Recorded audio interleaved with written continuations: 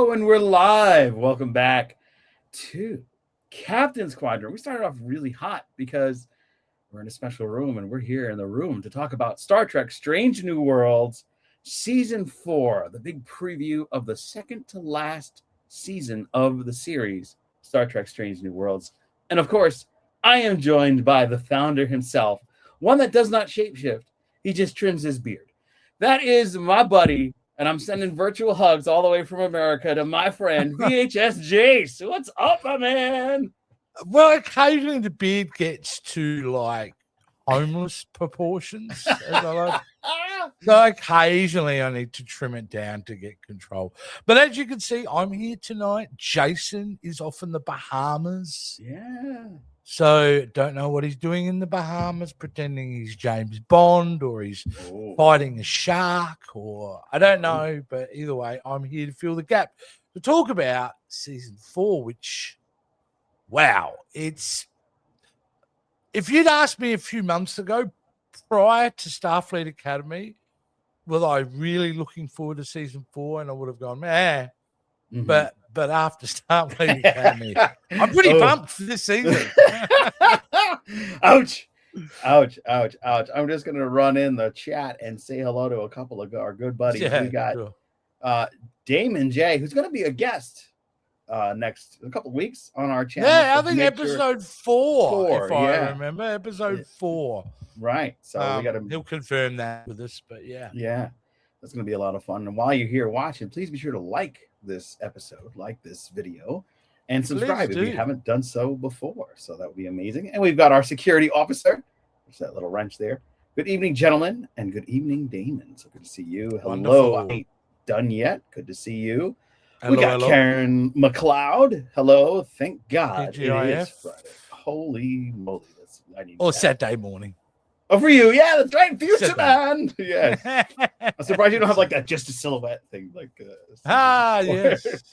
The Invisible Man rewatch pod.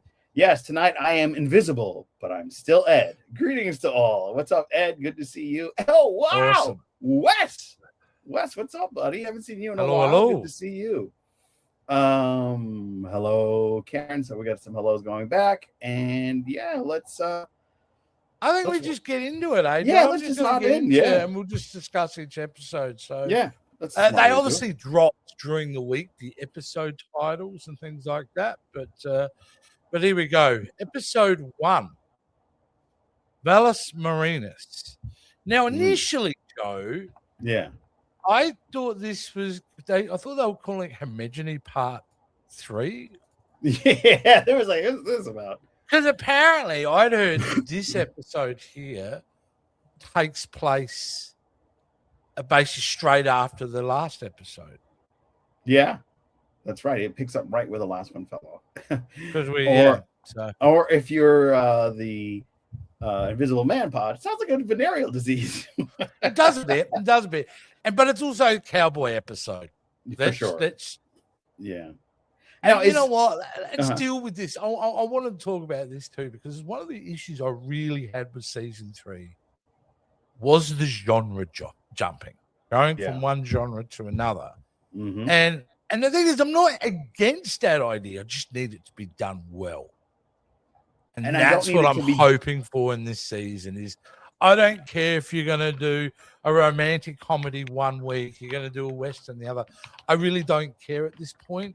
I just hopefully they're written well, because we're in an era now where you need to probably, and this is where I had to shift my opinion, you need to appreciate what we're going to get over the next couple of years, because I don't think we're going to get Trek that looks this good for a long time.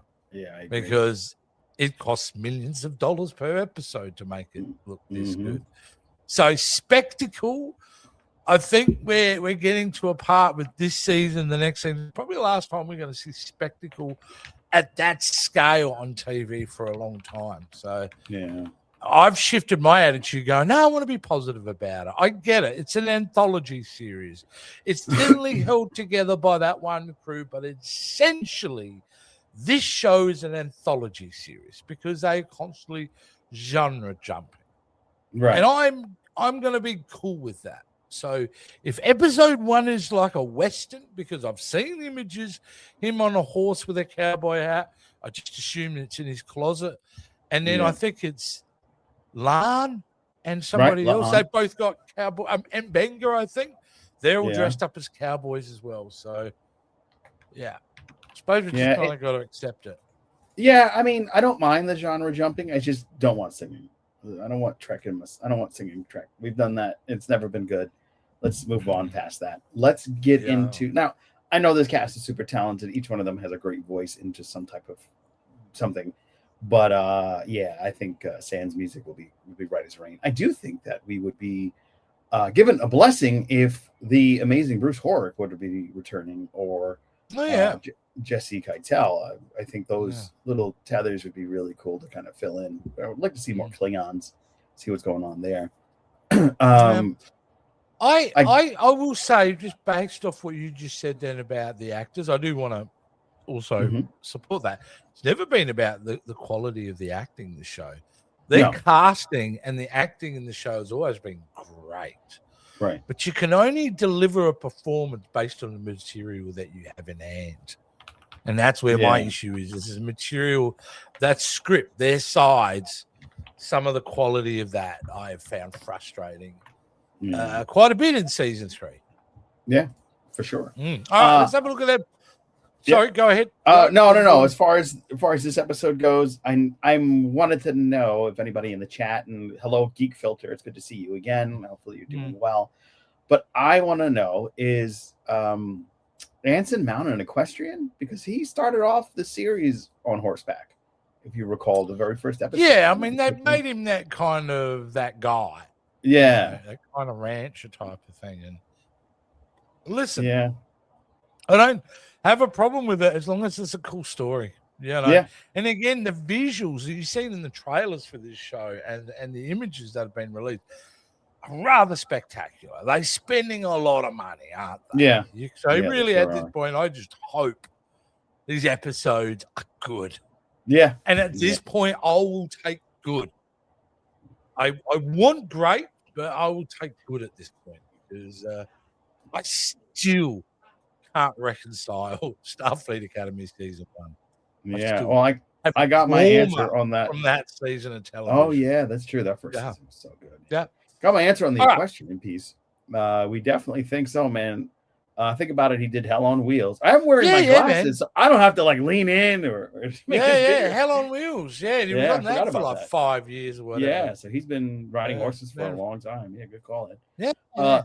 His character is supposed to be that was in TOS. Yeah, that's right. Yeah, I don't have a problem with him being that character. I don't have a problem with being a Western and him. And the image I saw, the couple of images, one where he was on the planet, he seems to be really enjoying himself in the moment. Yeah.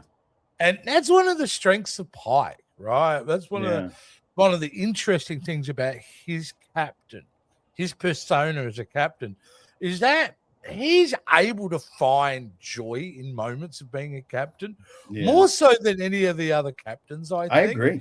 He's able to be in the moment and enjoy what it is. So, yeah, man. Look, it's not like it doesn't seem it's non-canonical or anything. Everything fits in place. It's the story behind it. Yeah. Karen McLeod quotes him, says, every real writer has their own saddle. That's true. That's true. And Wes says, remember, Pike himself mentioned in the cage he had horses. All right, let's move it on. There you go. Yeah. All right, there we go. Let's see episode 2 of the Griffin incident. Griffin incident. And now this one here, I had heard apparently the Enterprise investigates a dangerous diplomatic and military crisis tied to a mysterious Griffin incident, forcing Pike to prevent an escalating conflict. Oh, wow. So, you know what that sounds like to me? That sounds like a damn good episode. Someone's just making that shit up. They got no idea what this episode is about. I was like, it's a Griffin. That's a generic synopsis if I've ever read one. But it does sound good, though. I was thinking maybe it's like a Harry Potter episode, like how they did the... Yeah. Go ahead. Yeah, look, it's a tired and true plot, that one. There's we've seen plenty of hours of television with this kind of idea, but there's still a lot to mine there. And if they do this right, then that to me reminds me of kind of classic Star Trek in a good way, without directly tying it to an original episode. One of the things I don't like about Strange New World to repeat themes and ideas and tie it to other episodes of TOS. Right. I think it's the soul of the original episodes in a way. Yeah. So, that's a good point. I when I see Griffin, I'm always thinking of the mythical creature, the Griffin. So I'm wondering if it's some type of a transporter accident that causes people to merge up again, type of Tuvix type of thing. They did a whole episode on that though, didn't they? Remember they took that concept and they blew it up to 11, didn't they? What was the one where they were all like space wizards? Was it that one? Can't remember now. You can't remember either, but I'm thinking. It's where we need Jason here. Yeah, he's like the encyclopedia. Pull that shit straight out of his head.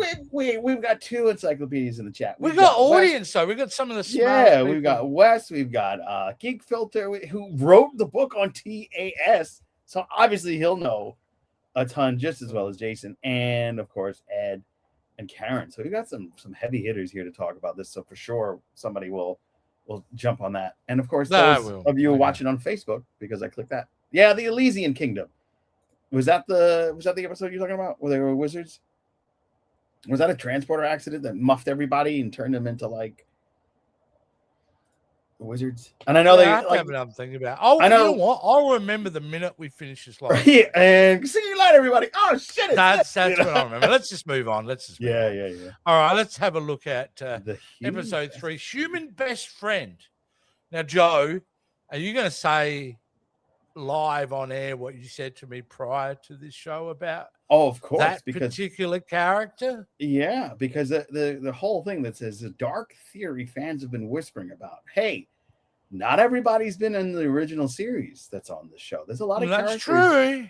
There's a lot of characters that we've never heard of that are fantastic, and I absolutely love all the added characters. But I think for certain, some people are not going to make it to the end of the 5th season. I think we're going to say goodbye to characters at some point. Maybe not this season, but next season, maybe the beginning of, maybe the end of this one, maybe this episode.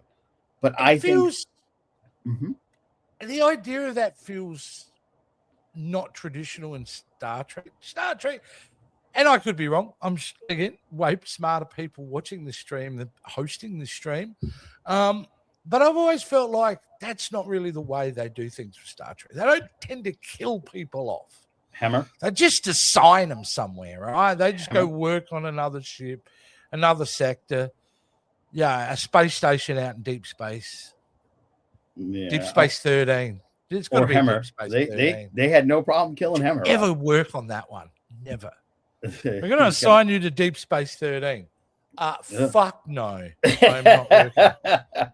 I don't know. Deep Space 13. We had Chief Engineer Hammer, and he didn't make it. So I always felt like, oh, these characters. Yeah, but that's really impactful. Yeah. And then have they already played that card now? Like, if they do that with Ortega's, is that being kind of redundant? No, because the people like me freak out because they do that. Yeah, no, I think it'd just be for final season thrills, if anything, because it's like, sometimes when you're in a war series, you have that one character that's really into, and then they die like right at the end because you think that they made it all the way to the end. Yeah, there's a bunch that I think, and La'an I think is also up for grabs of maybe a temporal issue, not really a death, but lost in time, because we've never heard about any relations to Khan, Dooney, and Singh, and people don't even remember. They had to look it up. So why would they have that issue if she's sitting right there? So maybe she blips herself out of time. So I've got a lot of dark theories that are rattling around in this salt and pepper head of mine. You just want everyone to die, Joe. I don't want everyone to die.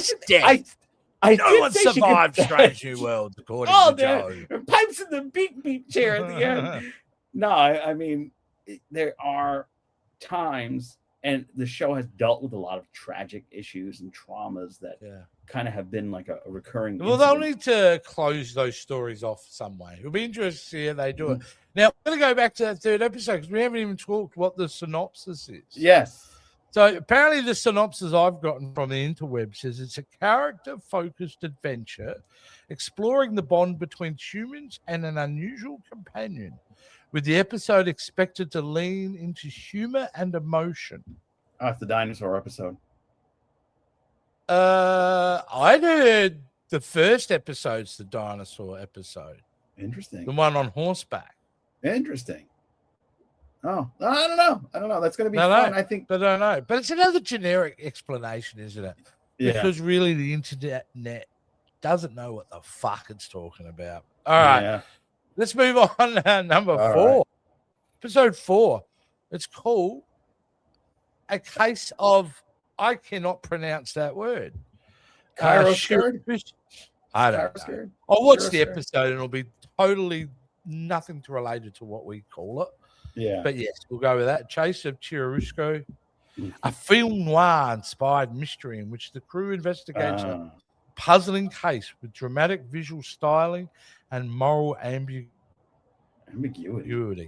Again, generic as hell, these, but it does play into the type of stories we'll expect from an anthology show. Yep. That pretends to have a, through arc and all that, but essentially in my head is an anthology show, of course. We will do a film noir, kind of black and white. Yeah, like Spider Noir. Well, like The Big Goodbye. Oh yeah. It'll be a kind of shout back to that, I reckon. Yeah, we got some really fun ones in the chat. Karen McLeod says voice would have been when they visited Talos. They are past that, so I mean they could see him though. Geek Phil said, "Man, I mean he could show up and of course be a TAS guy, but I would love to see Eric's or M. Russ show up before the end of the series." That feels like a missed opportunity if you don't. Yeah, do that. for sure. That really does. But, yeah. Wes says, "What the hell is wrong with you, Joe? You just want everybody to die." I don't want everybody to die. You do. You want mass murder. I just really think that they. You want them all to be eaten alive by tribbles. The dinosaurs just chewing in, and the tribbles get the remain. Oh, wouldn't it be cool to see tribbles overwhelm a dinosaur? Oh, that would be cool. That'd be very cool. This episode is probably about something getting chiggers. The case of the charcuterie board cheese. Well, there is explosive diarrhea in America, so maybe that'll be that works. I'm hearing SNW may go anime, and this may be that episode. Well, it'd be nice. I'm not adverse to that. I am not adverse to that at this point. If you're going to have freaking Muppets, then why not do anime? I mean, if you are going to genre bend that much, you might as well. I mean, at this point, you might as well. Yeah, I wouldn't mind that, especially if we got like a Mariner and Boimler coming back to do stuff. That would be amazing. That would be like a reverse, Oh, Holly Mac, our transgressor Patreon. Good to see you. Hopefully, it won't be as bad as the Supernatural Bugs episode. Oh my goodness! That episode's so bad you actually feel the bugs under your skin. Watching that episode. Yeah. Geek Filter says it's Ka-Ru-Score. That's how you pronounce Chiarusco. Chiarusco. How you pronounce it. Thank you. Yeah. Thanks, Geek Filter. Always good. And Damon we need all the help we can get.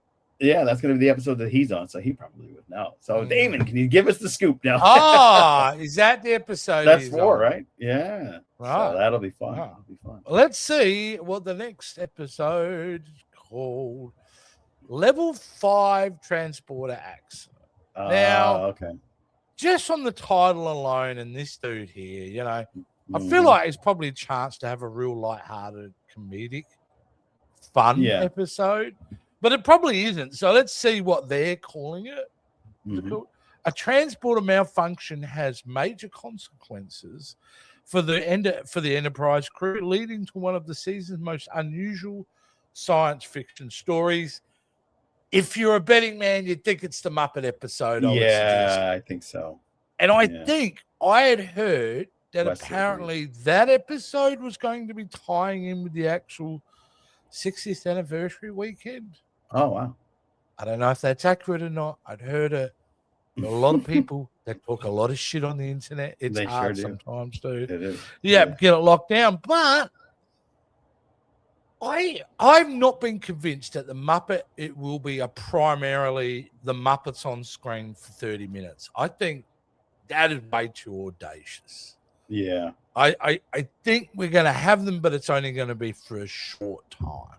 Right. Plus, it would be, I mean, unless they've got, it's all the Jim Henson puppeteers. I mean, that shit takes a lot longer to shoot, right? Like, it's not, you can't get through the same amount of scenes that you would with human characters. So, right. I don't think, even from a operational way of making the show, that you could have a full-blown episode of the Muppets. No. But it'll be interesting to see how they explain away this. Yeah, it'll be fun. Because that's so fourth wall. Yeah. It's so tied into what we believe in our reality is pop culture with Jim Henson and all that. Is there a reference to that? Or it's... Yeah. There's got to be an homage to Jim. I mean, he made... It's got to be in some way. And in that universe, does that mean the Muppets exist in the Starfleet universe, like the Muppet Show once existed? Yeah. I like to think so. I'd be happy with that, honestly. The Muppets take the Enterprise. That's the All right, let's have a look at the next one, hey? Yeah. Which is called Off Hour.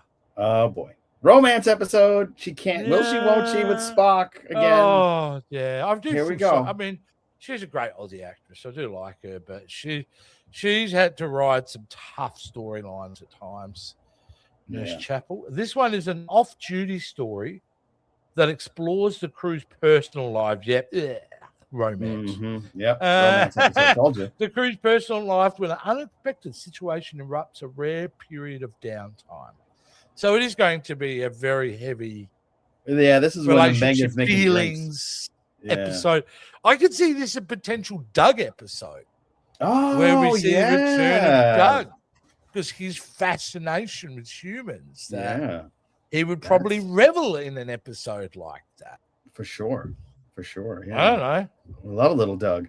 But you'd heard that news too, that Doug, and people are really excited about this. In fact, one of the co-hosts here had put in our messenger how excited he was that Doug may return for a couple episodes, not just one. That's going to be exciting. That is going to be exciting. I think it's going to be fun because he's a really good character. And then we have, it seems like from all the previews that I've been seeing, that we're getting a Vulcan other character on the ship, and she's going to be popping up all over the place. So maybe this is where that kind of cuts into, because a lot of the crew's probably on like a shore leave type of thing, and she's like a lower decker that's moving up. That banter that's shown with Celia and Uhura and the Vulcan. So I think that's where we're going with that one. There's no doubt in my mind. Ugh. And of course, the love will they, won't they, Spock and Chapel. We're gonna wrap. We're a bit over that. Yeah, we're gonna do it again. Also, I think this is supposed to be, but isn't we supposed to also see the return of Cybok this season?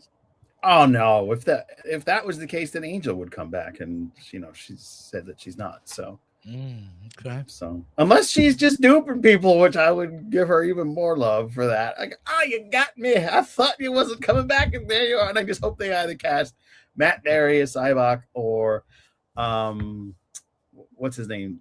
The guy who played Spock in the Beyond movie, the Kelvin.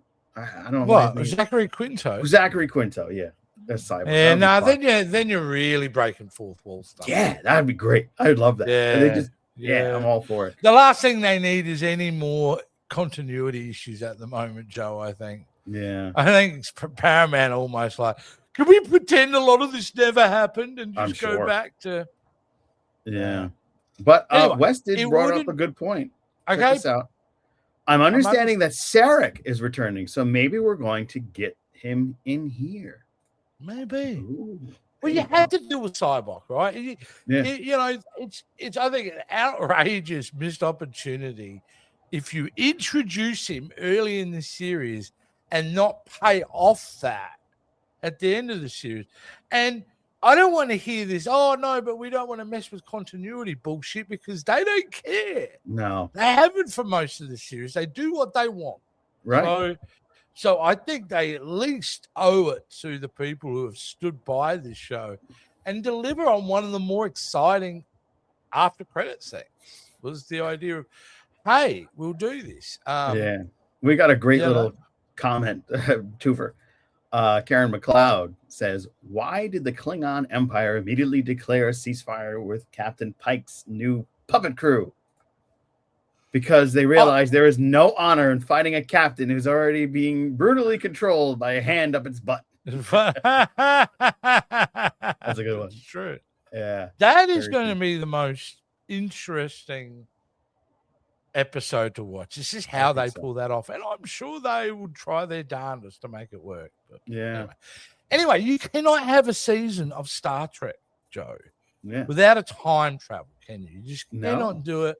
And I believe episode 7 is what I'm reading, like chronotons through the hourglass. Now here you're breaking fourth wall again, aren't you? With that title.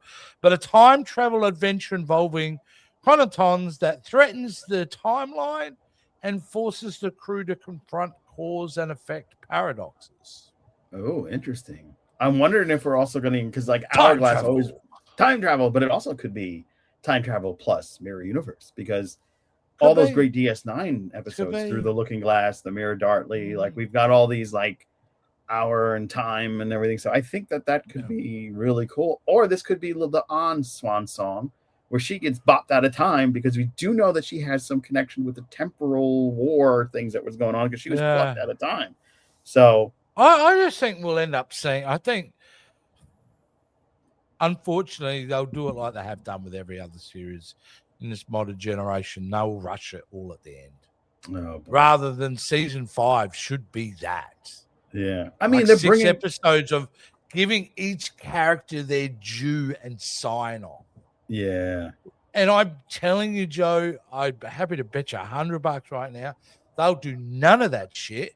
And then right at the end, the last episode will be going, and Liana's gone, and this person moved there, and this person became a dentist, and now they will just rush it through. And again, I hope I'm wrong, but traditionally speaking, that's what they kind of do, which sucks. Yeah. Because if you'd really, and maybe I'm wrong, maybe that's what they're going to do with season 5, but what a great opportunity, those 6 episodes, to deal with some core characters and finalize some storylines and create the connective tissue that you've been promising. Yeah. You've been promising and implying heavily throughout the show. You've got to get that connective tissue to TOS happening and established. Yeah, that's true. Or one of my other theories back in the day was, just do not mention it all. And you make it like The Sopranos, and you just turn to black, and that's it. Yeah, while he's in 10 forward, he's ordering something. Brilliant. Hey, come on, sit with us, Pike. Yeah. There you go. All right, we're pumping along here. Yeah. Episode 8, apparently, which is called Orders of Magnitude. Interesting. Mission involving a phenomenal threat on an enormous scale pushes the Enterprise and its crew to their limits. Man, these are the most generic. Yeah, it's super generic. That sounds like any episode of Star Trek. But seriously. I think they put up these images on purpose in a certain way. So I do think with these little character sheets that they've been putting out here, that there is method behind the madness, and like each episode centers on a certain character, as they've been doing throughout the show. So I do think this is not about Kirk. We're being told we're going to see him evolve into Captain Kirk, but which I don't know, man. I just don't see it. I don't see it. I hope I'm wrong, but he's just so fundamentally different.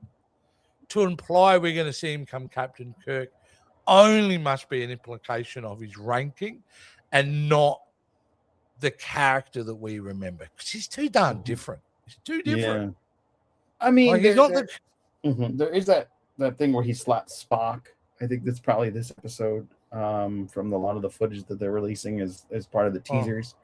and he starts to get a little bit more gravitas, a little bit more Kirk William Shatner, maybe, so to speak. So I could see that being like it would have to be almost a fundamental character shift, Joe, at this point. Yeah, to make him come off like the Kirk that we saw in the movies, or anything like what Shatner did. Yeah. And I know there are people out there that consider the series, the Bandmade series, that Captain, to be one of the best captains. What's his name, Joe? You should know that. What was that? Captain, what's his face? No, no, the guy who played Captain. Yeah, well, it's the one that Dan Vic Fontaine Martin, or something like Vic something. Yeah, Vic Fontaine. Yeah. They say he's the best Captain Kirk. I'm like, I don't know about that. It's Shatner all the way. Shatner for sure. All the way. And Chris Pine did a great job. He did a great job. Chris Pine was really fantastic. Like Chris Pine's Kirk. Was really That's a good point to bring up. As for our security officers, please hit that like button. Help us out. Help us get those numbers up. Because the better we do, the more we can do for you. And of course, if you are feeling so bold, we officially have a super chat. So that's available to you. And of course, you can become a channel member. Yes, absolutely. Get involved. Yeah, absolutely. Join the journey. We're doing a lot of wild things here in the Captain's Squadron. Yeah. It's another good one. All right. I'll play this at the end. Go ahead. All right. Let's have a look at episode 9. This is the one I think you're thinking about. Once Lyanna time. Yeah, I think she's booping out of time. A Noonien Singh-centric adventure with playful titles suggesting an alternate reality or fairy tale inspired premise. Oh. Based on no. I think this is. Well, what do you do with this character? Like, you have to take her out of the equation because everybody. And I think that's what you're getting to. She got to go. She got to go. Not death. Goodfellas. She'd be in the trunk getting stabbed by Joe Pesci. Yeah. So, you son of a. She's toast, right? We got to get rid of her somehow. Yeah. Geek Filter, so good to see you. Be well, live long and prosper, and peace and long life to you, my friend. It is so good to see you. Good on you. Thanks for dropping in. When we get back to the Agony booth, we definitely got to have you back for some TAS for sure. All right, my friend. No, I think La'an is going to be booping out of time. She's just going to disappear, and everybody's going to forget about her. And this may be the episode where we get introduced to the new. Well, maybe. And Bones. Yeah. Maybe this leads into her. Like, maybe they don't deal with it in this episode, but they set things up to make that transition of being gone, Yeah. The road interesting. To being nowhere. Yeah. Yeah. Well, she's got to be out of the equation because otherwise Star Trek 2 shouldn't have turned around and go, like, I knew a Noonien Singh. Yeah, exactly. They worked on this shit. Yeah, exactly. That's what I'm saying. She's got to come out of time.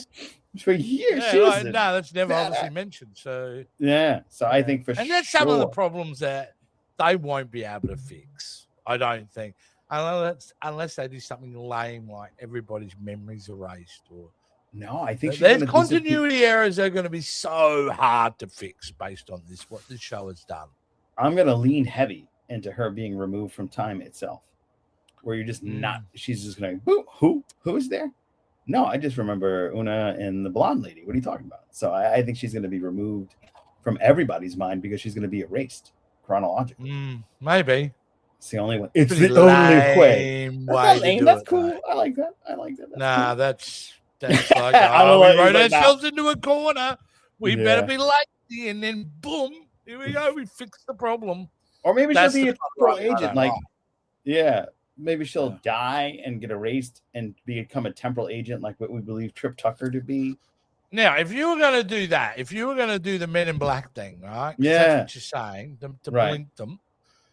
Then, yes, if she was a temporal agent, I could potentially buy off the fact that they have erased her, even if she's not the one to erase her own existence, but the organization goes, right, you'll never exist. Yep. You've never existed. I could potentially be down with that idea. Yay. Potentially be down with that idea. That's because I wrote the episode and they approved. Now, episode 10 Oh, I wanted the last. David had been chatting with me in the chat, our good friend David, who'll appear in episode 4. He brought up a really couple of interesting points about this final episode that I think are worth exploring. So, firstly, the episode is Tomorrow's Enterprise. Oh, that's like a follow-up to It's a pretty iconic reference, is it not? Yeah, absolutely. Well, if you call your episode and you reference one of the great episodes in Star Trek history, and you're making a reference to that, I mean, you better have a good story. Because yesterday's Enterprise is pretty well one of the single most genuinely loved episodes of that series. To me, is the greatest Star Trek episode that isn't Best of Both Worlds for TNG. If not in all. I mean, Pale Moonlight is another excellent one, and the die is cast, but yesterday's Enterprise was so epic. We've got Return of Faces that we had missed because they killed off Tasha Yar.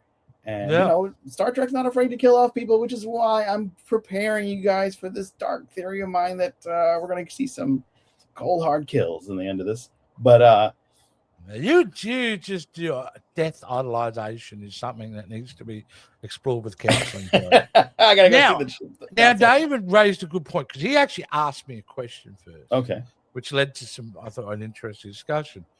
What do you think? He goes, is tomorrow's Enterprise finale for season 4 going to be a Shatner appearance? There has been highly rumored about trying to get William Shatner into the show, which I thought they did such a beautiful sign off with that short film they made. Yeah. With you know, Kirk and Spock meeting in the afterlife. Such a beautiful. Yeah. Was it unification something? Yeah, unification. And there was a bunch of numbers. Yeah. One of our. But either way, it's beautiful. One of our most watched episodes. That is at 20,000 views. Oh well, there you go. Yeah.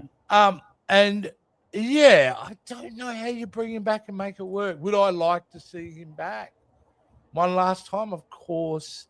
Yeah. But I don't know what function it serves. I mean, we've got to respect the character most importantly. Yeah. But yeah, I don't know. But it is a good question. What do you think, Joe? It's a great question. Shatner at the end of season 4? I think it's going to. I think it's a swerve. What happens if tomorrow's Enterprise is really about the Enterprise B? Because it has always been said that the Enterprise B was lost in service. And they never found her. So what happens if she was a temporal vortex and they end up running into the Enterprise B and they meet Ferris Bueller Day Off guy? His name is it Alan? That's not a horrible idea. But that type of scenario where we've got ambushed by the Tholians. And we get the Tholian web that kind of messed up the Enterprise B and they got cast across time. And the only one that could save them was La'an. And then she goes to Alan Ruck. Thank you. Alan Ruck. Thank you. I knew you would know that. Yesterday's Enterprise had Captain Garrett. Tomorrow's Enterprise would be Shatner. Yeah, that's true. You know what I mean? That's his. Yeah, we had that one. It's in the past. We got the future. Shatner. But that. Sulu was never. I don't know why he wrote Sulu was never Enterprise Captain. I knew that. I don't know why you put that there, Dave. Yeah. But I did know that. Yeah, but that's why I think Alan Ruck's character, Captain, maybe to come in on Tuesday, would also work because tomorrow's Enterprise, that's the ship right after the Enterprise A, would be the Enterprise B. So I think that would be a really cool wrap up. And they could put Shatner, it happens to be on a Tuesday. I think it'd be a fun way to put Shatner in it because he could do the whole Nexus thing. Oh, the ship got messed up, and here we are. Yeah, maybe. Then you're really reaching, though. You're really reaching. I think you're really trying to band-aid continuity together, and I just don't know if it's going to work or not, Joe. To be honest with you, but I think some of the problems this season has overall is that there were a lot of us that were left with bad taste in our mouths from season 3. Now, I know we've got to look at it, and I've said earlier, we've got to have a fresh look at it and all that. But the reality is these episodes were written, produced, and mostly edited before or as we were watching season 3. So the visual feedback, the the response on the internet about this would not have impacted, will have no impact on this season whatsoever. So the things that we didn't like are not going to just go away because a little too late. I beg to differ because I don't know if you I don't know if you remember, but during one of the Comic-Cons, they interviewed the producer, Mr. Producer, and he said, Akiva Goldsmith, thank you. And he said, hey, sorry about season 3, but season 4 is going to be way better. That was one of the things that he put out on the stake and said, this is going to be a really good season. So I think that they did listen. And from what I could tell you from Trek Long Island in 2024, when we were actually, that was the one I did with Jason. So it was 25 actually. Trek Long Island 25. 25. It was 25. Celia had to leave. She couldn't stay because they had to call her in for reshoots. So I think that's when the other season 3 was coming out. So I think that they heard and listened. So I don't know, man. Mm-hmm. I don't know because you're making assumptions there that they would have had the ability halfway through as they were getting the response, because they filmed back to back, that even pickup scenes can't fundamentally change stories and scripts. So an insert here and a pickup shoot there, if it's garbage, it's still going to look like garbage. And that's garbage. I'm not alone, right? The response I totally get it. Very strong out there. So that's the challenge this season has. But I am rooting for it. I don't want it to be bad. I want great Trek. As I also said, I do think this will be one of the last times in for a very long time that we see this level of spectacle on television with Star Trek. Yeah. Because I do think moving forward, the budget has to come down. Now, maybe they have other ways of making the effects cheaper. Who knows? But at this point, I think by the time Shitfleet Academy season 2 comes out, that'll be the last time we see anything on the large-scale special effects, I think, on television, because it doesn't work financially. And that's half the reason why we've got problem while we've got it. It's too damn expensive. So we've got to learn to remember to enjoy that, I think, aspect of it too. Yeah. But hopefully I'm wrong, Joe. Yeah. I would love to be wrong. Yeah. I mean, we have an opportunity to really get into stuff that we didn't, and we have a way to grow and really do something that had never been done in Trek. And you could have back-to-back eliminations of character. No. We also have Pila, who doesn't have to be in the end, but I think she's going to just be reassigned. You brought it back to killing people. No, I didn't say kill her. She's going to be reassigned. I said reassigned. She's going to be reassigned. I feel safe. But, if you're not Kirk, Spock, or Chekhov, I don't know. No. Well, at the end of the day, why do you think we are drawn to, as a general population who like Star Trek, why does it feel like most people are drawn to we want it to connect directly to the original series? What do you think that's so important for people? Because I think they want overall the story to continue, whether it be a new story or a revisionist story of the TOS, because they're really connected to the Kirk, Spock, or crew.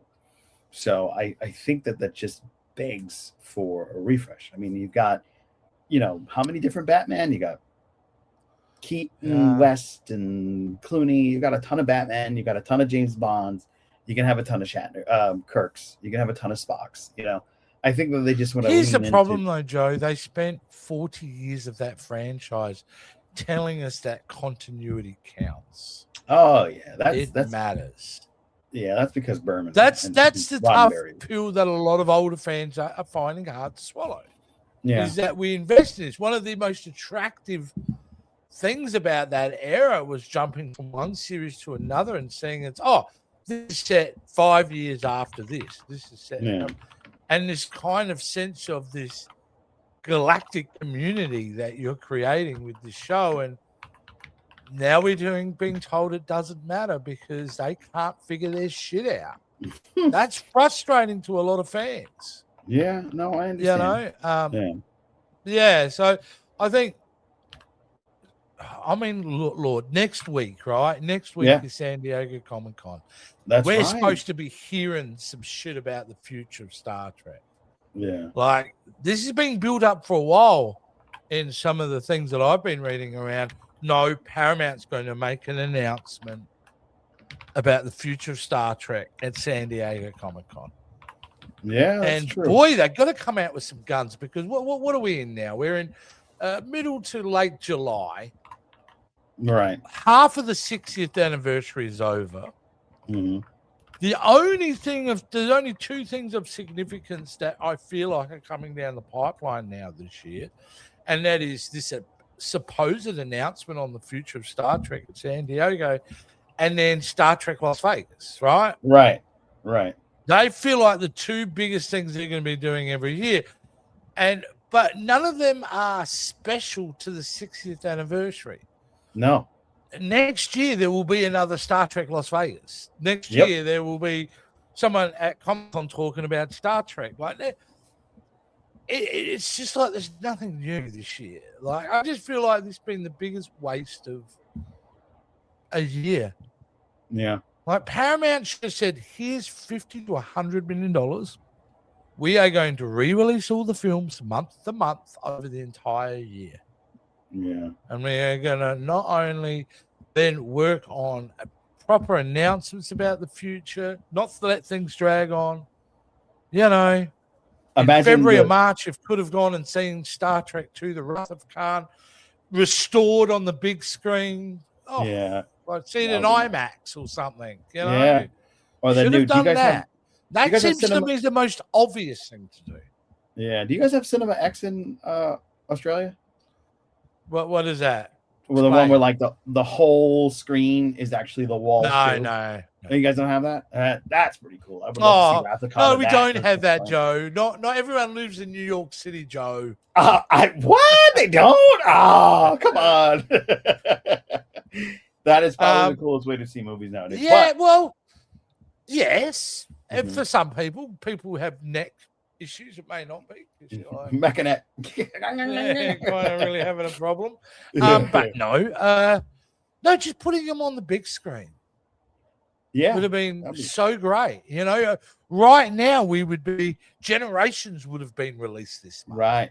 Exactly. Yeah. Next month we would be able to go and see First Contact. Yeah, that would be cool. And then they would stop and it would end at First Contact. Well, actually, how many? So you've got First Contact, then you've got Insurrection, then you've got Nemocrap, and Nemesis, the amazing Nemesis, though. Oh, mate, you get to basically. I think you can pull it off. You to the end of Beyond. I think you would finish on Star Trek Beyond because you never released Section 31 theatrically. That shouldn't have been shown on Tubi. That thing is the worst. And if you do like Section 31, thank you, because we have a great interview with Data No available on this channel with myself and the great Joe Ping Wei. There you go. Good plug there, Joe. Well, if we're talking plugs, it's that time. Oh, yay. It's time for Joe's plug. Ah, yay. Go hang out with us all over the internet as we dive into I'm going to control this, Joe, so you don't okay the background. There we go. I won't touch anything because then all of a sudden it'll be like, ready? First one? Sorry, mate. Go for it. You put it up and I'll talk about it. Yes, you've got to go and hang out with my boy VHS Jace over on the Jason Rogaston channel, where he's the old man yelling at Trek mainly about how they spend too much money and have too many shining floors on the new episodes of Star Trek. So you're going to want to go over there. You can mock me, but shiny floors are a serious issue in that franchise. Look, the shiny floors here. But yeah, it's a great series, and that is on the Jason Rogaston channel, where they have a plethora of cats as well. But they're so much fun. You must go, and if you love sci-fi, you must go and check out our co-host book, Star Seeker, Baptism by Fire by our buddy Jason Roy Gaston, who's currently swimming in some ocean because it's the only thing large enough to handle his frame. And you can go buy his book over on the Jason Roy Gaston website, and that will be a lot of fun. And if you are aware of the big STLV 60, Duncan Fraser is the kind of mastermind behind Letterdecks, the group of amazing Star Trek background actors that have come together as friends and returned to the conventions and acted like they are the veterans of Starfleet. And it's such a great hoot. We have a new interview coming out this Monday with another one of the Letterdeckers, and that's Glenn Hambley. He played one of the Andorians, and we have a fun little spot there with him. So you can go check out the Duncan Fraser episode as he talks about Letterdecks. Of course, you can check out our interview with Doug Jones and Derek Mackey as they're talking about the now fully funded Get Me Doug Jones documentary. All of us here at the Captain's Quadrant were so super proud to be a part of this amazing opportunity to really get the word out for Doug and Derek to really bring home this amazing new documentary that's going to be on Amazon and possibly going to be released in Los Angeles. And you'll be able to sit with Derek and Doug and talk about this amazing movie, because Doug Jones is an amazing human being as is, but he happens to be one of the most prolific actors that is around today, because he's today's Boris Karloff. You see him in so many movies that you don't even realize he's in. It's an amazing episode. And now our podcast friends. Yes, all of our buddies, like Boosting the Signal. Our good buddy My Figure Universe has an amazing interview channel where he speaks to those people around and involved with Star Trek and toys and much more. So go check out our friend Ed, who is boosting the signal for all the people out there in the ether of the Trek universe. Of course, you definitely want to go check out The Mysterious Jerk. Season 2 is wrapped up. That show is so wonderful. It is the audio podcast. It's more like an audio serial, and it is magnificent. If you are an audiophile like myself, you know that you're getting great quality pumping in your ears when you listen to The Mysterious Jerk, which actually stars one of our big interviewees, J.G. Hertzler. And, of course, if you are in that Venn diagram like Joe Dove is, that you love the amazing world of wrestling and Star Trek and pop culture, then you need to go and check out Orsini's Uncensored Mind, where ring announcer of independent wrestling and former wrestler AJ Orsini and his little brother dive into everything that's going on in pop culture, and especially in the wild world of the World Wrestling Federation, now known as WWE, which is now WWE's World Wrestling Entertainment. So be sure to check out the amazing Orsini's Uncensored Mind. And if you are a cinemaphile like VHS Jace and Greg is, and if you don't know how to spell Jace, you can go check out Random Cinema with Greg and Jace. My doppelganger. We have just announced season 2. Oh, really congratulations. Oh, season 2 will be starting in probably around September time, but we're already making moves right now to produce content. So very cool. Can't wait. Oh, that's going to be fun. This is a fun podcast where they have a guest and they randomly put somebody on there and they choose a movie from a particular time. The Xindi Saga is on the Undiscovered Podcast Pod. So we're doubling up the pod things here. We want to make sure you check out Greg and his buddy as they go through the 3rd season of Star Trek Enterprise. Oh, there's a lot of Enterprise-centric pushing there. And, of course, it's on the Undiscovered Podcast. If you want to check that out, you can go do so wherever you listen to your podcasts and listen to Greg and Kyle in their off-season. Dive into some more Star Trek that you have yet to see, possibly. Do you have a cat? Is that a cat? I do. Oh, my goodness. Oh, he's so cute. That's Scooter, right? He's loving the plugs. It's Scooter. Yeah. Hey, Scoot. And, of course, our good friends, the Transporter Room, Chris and the wonderful people, Linda Pages and his other hosts, are diving into a lot of interviews with some of the great people that are involved in and around Star Trek. I think they're interviewing Wes Moore right now. A lot of fun there. It's Mondays at 9 p.m. The Transporter Room is going to beam you up into some amazing Trek. And brilliant. Scooter's here. Yeah, he's had enough. He heard the plugs. The plugs are over. Yeah. I think that's it. We can say, let's go into the comments. We got a lot of comments today. So good to see so many friends here. Okay, you want to go through a few comments before we wrap this up? Before. I think your internet went potato. The TARDIS accidentally ends up on a strange planet. Yeah, a lot of repetitive stuff. I expect to see something reptilian with wings flying around. I guess it's for the dinosaur episode.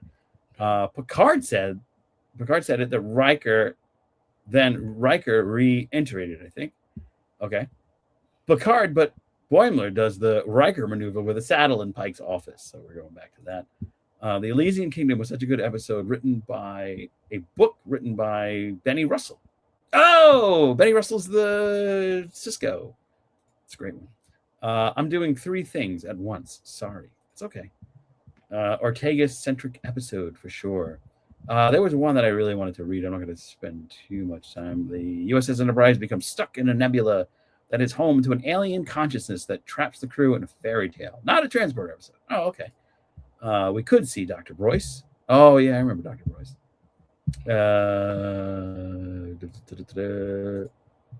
Yeah, played by Jeffrey Combs. That would be amazing. See Jeffrey come back. There was one thing that I saw that it was really cool. You're going to use the highlight. I do. I got to remember to do that. Yeah, maybe a Freaky Friday body swap. Yeah, that'll be good. My Geek Filter, that's from Holly Mac 77795. Geek Filter says, ironically, there's no transporter involved in that episode at all.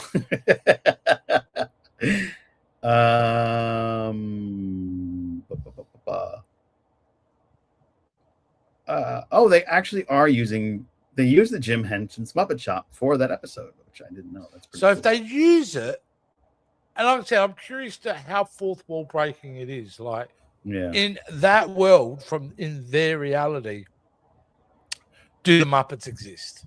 Yeah, that's going to be cool. Because if puppets and Muppets don't exist in their reality, then they'll be like, what the fuck is going on? It would be the weirdest thing ever to happen. Yeah. If all of a sudden you turn into this thing full of felt and somebody's hand is up your ass. Yeah, it's going to be weird. That's experience. A weird reality. Yeah. West number 1 says Zachary Quinto would be a great choice to play Cybok. Yeah, I don't. Sorry. Nope.